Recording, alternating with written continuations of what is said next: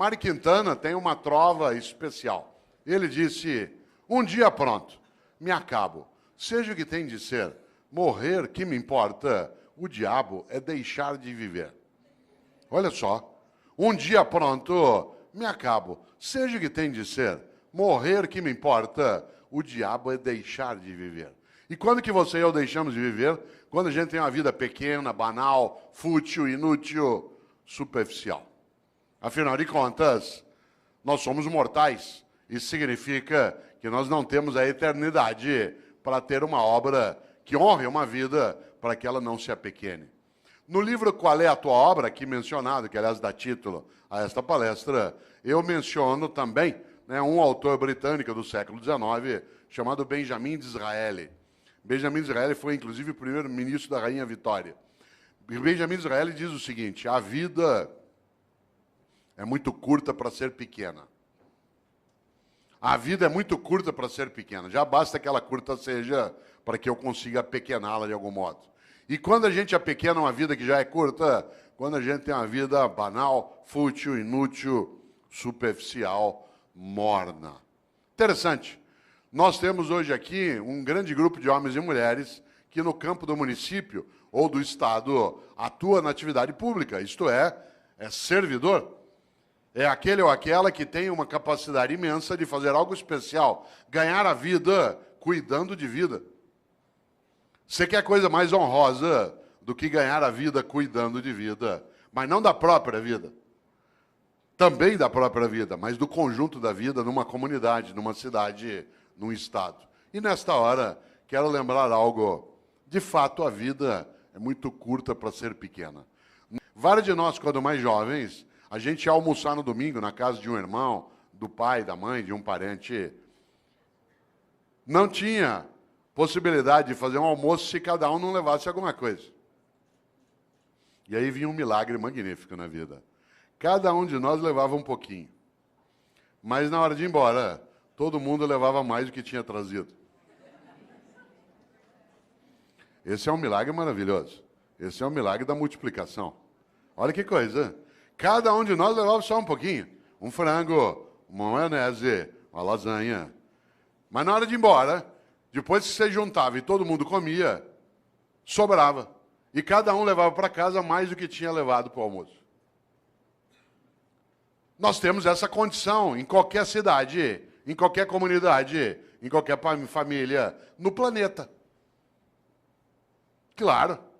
Nós só não o fazemos no dia a dia porque uma parcela ainda tem uma ética absolutamente individualista, exclusiva, malévola, deletéria, destrutiva, predatória. Aliás, alguns acham que a regra na vida é cada um por si, Deus por todos. Mahatma Gandhi nos alertou sobre isso. Ele disse um dia, olho por olho, uma hora acabamos todos sem enxergar. E essa é uma coisa séria. E aqui na sala, quem não enxerga sabe muito bem o impacto que tem, que não enxerga com os olhos, que enxerga com os ouvidos ou com os dedos. Sabe o impacto que isso tem no nosso cotidiano. Por isso, cautela. A lógica do olho por olho ela é arriscadíssima. E se a gente observa, nós temos uma coisa séria, que é a nossa incapacidade, às vezes, de pensar na nossa mortalidade. Por isso, elas acreditam que ao final da tua existência, a divindade vai te chamar no canto e falar, vem aqui para um particular. Seguinte, durante a tua vida, por que é que fez o que fez? E por que é que não fez o que não fez? Aliás, por que é que fez o que fez do modo como fez?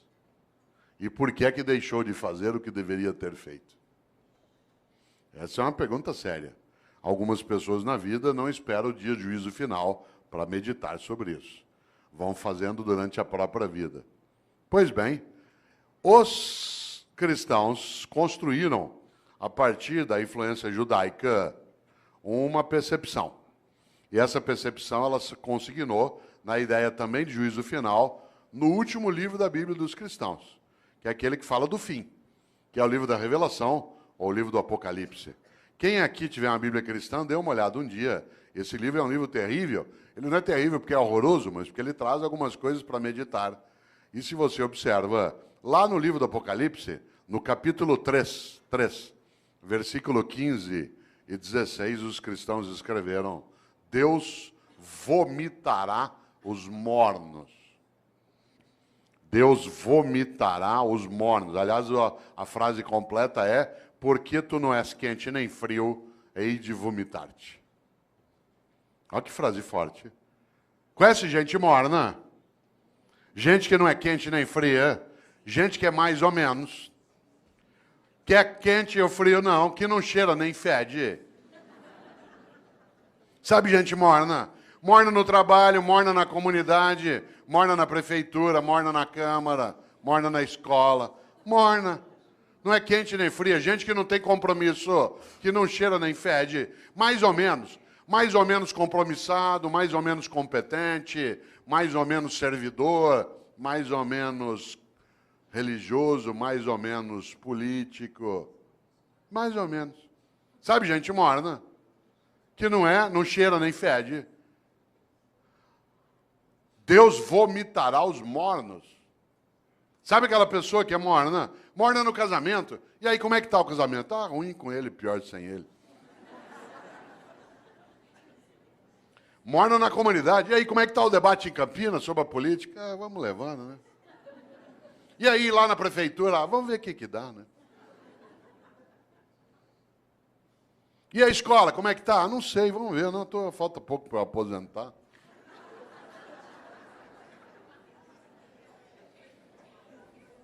Deus vomitará os mornos. Gente que é morna na amizade. Você vai apertar a mão dela, com licença, ela dá só a pontinha do dedo. Você aperta aquela minhoca desmilinguida. Você vai abraçar, a pessoa abraça meio de lado, meio parece que tem nojo. Sabe gente que economiza afeto? Pessoas que esquecem que afeto e conhecimento é uma coisa que se você guardar, você perde. Afeto e conhecimento, guardou, perdeu. A única maneira de ter afeto e conhecimento é repartir. Gente que é morna na cidade, morna no casamento, morna no serviço público. Morna, não é quente nem fria. É morna na religião. Conheço gente, por exemplo, que vai a um culto ou a uma missa. Um dos meus sobrinhos é pastor presbiteriano aqui em Campinas. E às vezes a gente brinca, né, sobre isso, curiosamente. Porque tem gente que vai a um culto ou a uma missa e escolhe o horário da missa, por exemplo, pelo tamanho rápido que ela tem. Se eu vou à missa das 10, naquela igreja que o padre faz uma missa rapidinho. Então vai para quê? Ou você acha que teu Deus é tonto? Você chama ele de todo-poderoso e ele não sabe que você escolheu uma missa curta. É um Deus palerma. Atenção. Deus vomitará os mornos. A vida é muito curta para ser pequena. Já basta que ela curta seja para que eu consiga apequená-la de algum modo. E quando é que você e eu apequenamos a vida? Como eu disse, quando ela é uma vida superficial, banal, fútil, inútil. Eu, Cortella, no dia que eu me for, e eu me vou, e você também. Mas eu não quero ir. Eu quero ficar. Lamento. Só tem um jeito de ficar. Se você fizer falta. Eu tenho um livro chamado Viver em Paz para Morrer em Paz. E nesse livro eu faço uma pergunta na capa, que eu queria fazê-la aqui agora. A pergunta é, se você não existisse, que falta faria? Não pense nisso numa sexta-noite, após beber um pouco. Se você não existisse, que falta faria? Por exemplo, tem gente que faz uma falta imensa. Tem gente que faz uma falta imensa na tua vida. Alguém que te criou, alguém que te apoiou, alguém que estava contigo. E tem gente que não faz falta nenhuma. Teve gente que não vai poder ir ao teu Natal, porque não está, ou já morreu, vai fazer uma falta imensa. E tem gente que não vai, e vai te dar uma alegria imensa. São aqueles que nos dão o agradável prazer da ausência delas. Já imaginou? Cuidado! Você sabe que morrer é ser esquecido. Você, quando faz falta, não é esquecido. Não é casual que no grego arcaico o verbo para morrer e o verbo para esquecer seja o mesmo, que é letos, de letal. Porque morrer é ser esquecido. Enquanto alguém lembrar de você, derramar uma lágrima, der risada por algo que você fez e que ele recordou, pegar uma roupa tua e cheirar e ter uma boa lembrança ou saudade, enquanto a pessoa olhar algo que você fazia, querer lembrar de uma comida que você gostava, você continua vivo.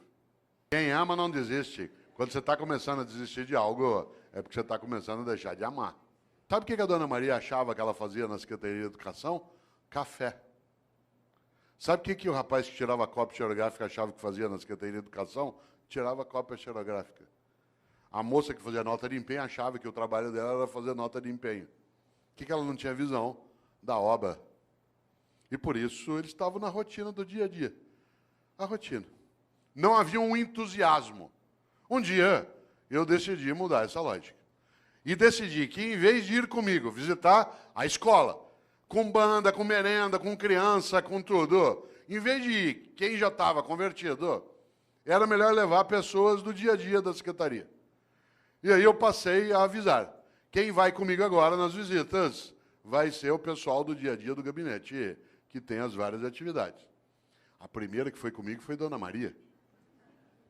Com uma novidade. Primeiro, andar no carro do secretário. Segundo, no banco de trás. Terceiro, joelho com joelho.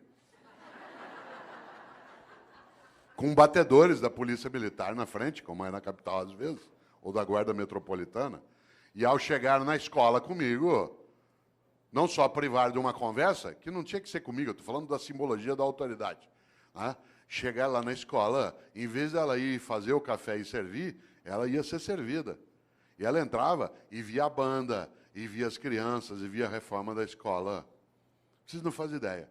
Quando a Dona Maria voltou, a partir dali era outra Dona Maria.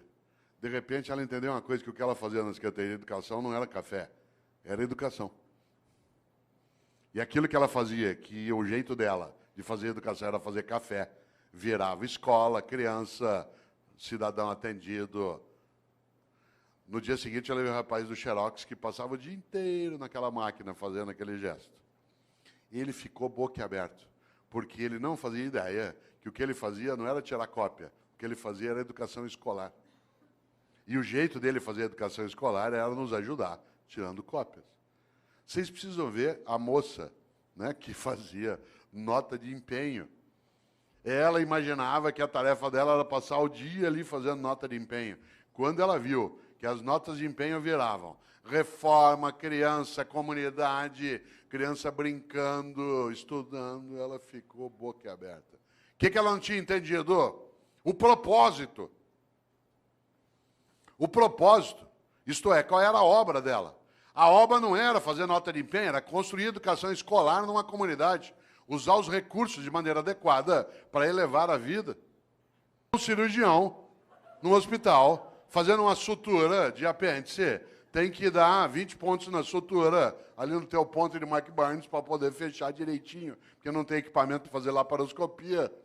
O que ele faz? No 8º ponto, fala, vou parar aqui mesmo, pelo que me pagam. 8 pontos está bom já. Você já imaginou? Você sabe que há pessoas que se conduzem desse modo no cotidiano. Obviamente que eu não estou falando de trabalhar sem remuneração, estou falando de outra coisa. Da capacidade de entender o quanto que a vida é muito curta para ser pequena. E algumas pessoas se apequenam no modo como se relacionam na atividade que desenvolvem. Por isso, volto eu aqui a uma questão, você que ainda tem um tempo de desespero até 11 horas. Qual é a tua obra?